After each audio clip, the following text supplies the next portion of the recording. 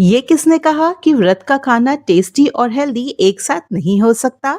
अगर आपको भी ऐसा लगता है तो ये रेसिपी एंड तक जरूर देखना, क्योंकि आज बनाएंगे सिर्फ 2 चम्मच घी में 4 लोगों के लिए सुपर टेस्टी, सुपर हेल्दी और पोषण से भरपूर एक ऐसे व्रत वाले मिलेट की रेसिपी जो ना सिर्फ आपको पूरे दिन एनर्जेटिक बनाए रखेगा, बल्कि लंबे टाइम तक पेट भरा रहेगा तो बार बार भूख भी नहीं लगेगी। और इसकी न्यूट्रिशन वैल्यू कैसे बढ़ानी है वो भी बताऊंगी। तो चलिए रेसिपी शुरू करें। मैंने यहाँ सबसे पहले लिए हैं आधी कटोरी मखाना। और मखाने के कितने बेनिफिट्स हैं भाई, ये ग्लूटेन फ्री होता है, प्रोटीन हाई होता है और फाइबर, मैग्नीशियम, कैल्शियम, आयरन प्रचुर मात्रा में होता है। तो बस इन्हें मैंने किया है ड्राई रोस्ट, और जब तक रोस्ट करना है जब तक ये बिल्कुल क्रिस्पी ना हो जाए। मखानों को निकाल लेना है और अब मैंने लिया है उसी कढ़ाई में 1 चम्मच देसी घी। जब गर्म हो जाए घी तो उसके अंदर मैं डाल रही हूँ एक आलू, कच्चा आलू है, बॉइल्ड नहीं है। और इनको हमें करना है शैलो फ्राई। अब शैलो फ्राई करते समय हमें इतना कुछ ध्यान नहीं देना कि ये कितने पके हैं या नहीं पके हैं, बस बढ़िया से इसके ऊपर कलर आ जाए तो इनको भी अब हम निकाल लेते हैं। अब आप देखिए कढ़ाई में थोड़ा सा घी बचा हुआ है, तो बस इतने से ही घी में अब हम करेंगे हमारे पीनट्स यानी कि मूंगफलियों को फ्राई। फ्राई तो नहीं कहूंगी, रोस्ट ही कहूंगी। और तब तक करना है जब तक कि इनका कलर हल्का सा चेंज ना हो जाए। ये तड़कने भी लगेंगी और खुशबू भी आने लगेगी। ओवर रोस्ट इनको नहीं करना वरना ये कड़वी हो जाती हैं। तो बस इस तरह से कलर आ जाए, इनमें थोड़े से क्रैक्स आ जाए तो इनको भी निकाल लेते हैं। और मूंगफली में होता है हाई अमाउंट ऑफ प्रोटीन। तो चलिए, अब ये जो देख रहे हैं ना आप, ये है मिलेट यानी कि समा। इसको हम बार्नयार्ड मिलेट भी कहते हैं। अब इसको ना हमें भिगोना है। तो मैंने क्या किया था, अच्छे से धो करके इसको आधा घंटा भिगो दिया था। तो देखिए काफी फूल जाते हैं, इनकी मात्रा भी बढ़ जाती है। तो जब मैंने भिगोया था ये 1/4 कटोरी थे, जो कि फूल कर आधी कटोरी हो गए हैं। मिलेट अच्छे से डाइजेस्ट हो इसके लिए बहुत जरूरी है कि इनको प्रॉपरली भिगो के रखना है। तो ये एक स्टेप जरूर करिएगा। तो चलिए वापस से कढ़ाई की ओर, उसमें मैंने 1 चम्मच घी डाला है और उसमें डाल रही हूँ आधा चम्मच जीरा। और इसको हमें अच्छे से भून लेना है। उसके बाद मैंने डाला है 1 चम्मच अदरक। अब इसको भी हम हल्का सा रोस्ट कर लेते हैं।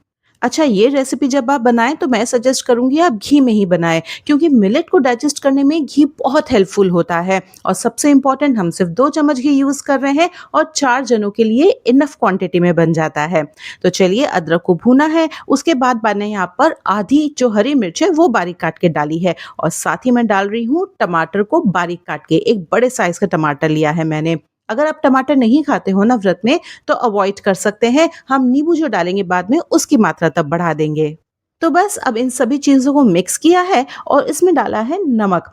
स्वाद के हिसाब से नमक डालना है। मैंने यहाँ पर आधे चम्मच से थोड़ा सा कम डाला है और सेंधा नमक यूज किया है, जो कि हम व्रत में यूज करते हैं। अब इसमें मैंने 2 से 3 टेबल स्पून डाला है नॉर्मल पानी, और इसको ढक करके बिल्कुल लो फ्लेम पर पकाएंगे। हमें तब तक पकाना है जब तक ये टमाटर बिल्कुल सॉफ्ट ना हो जाए।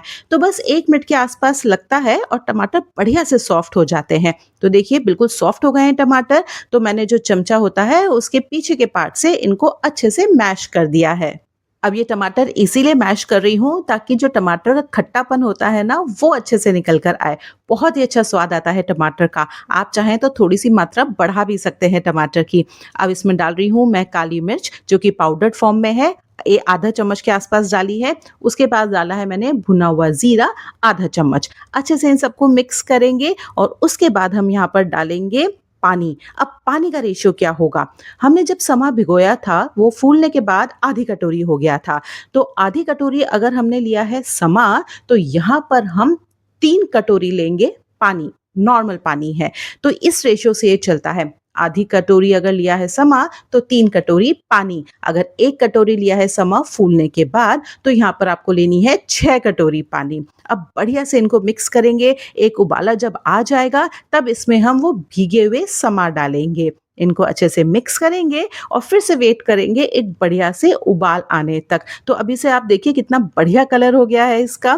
तो बस एक उबाला आ जाए तब इसके अंदर हम डालेंगे जो हमने आलूओं को भून के रखा था वो आलू। तो इसीलिए मैं कह रही थी कि वहाँ ज़रूरी नहीं है इनको बहुत ज़्यादा पकाना, क्योंकि अब हम इसमें पानी पे पकाएंगे तो ये अपने आप बढ़िया से सॉफ्ट हो जाएंगे। अब इसको हम ढक कर रख देंगे बिल्कुल लो फ्लेम पर और पकने के लिए।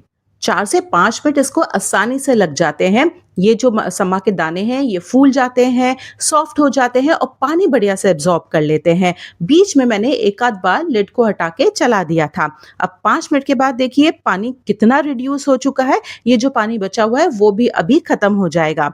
अब मैंने इसमें डाला है 1 चम्मच कुटी हुई मूँगफली के दाने, साथ ही में वो सारे मूँगफली के दाने भी जो हमने भून के रखे थे। आधी हरी मिर्च को पहले काट के डाला था और बाकी की हरी मिर्च को अब डाल रही हूँ।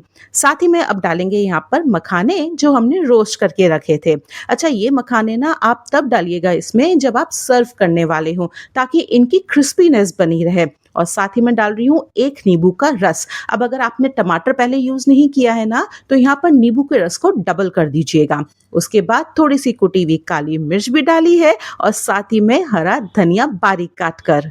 तो बस अब बढ़िया से मिक्स कीजिए और गरम-गरम सर्व कर दीजिए। तो हो गई ना कितने कम घी में इतनी सारी हमारी समा खिचड़ी रेडी, वो भी हेल्दी भी, साथ ही साथ चटपटी भी। तो अगर आपको ये रेसिपी अच्छी लगी हो, लाइक, सब्सक्राइब और शेयर कीजिए।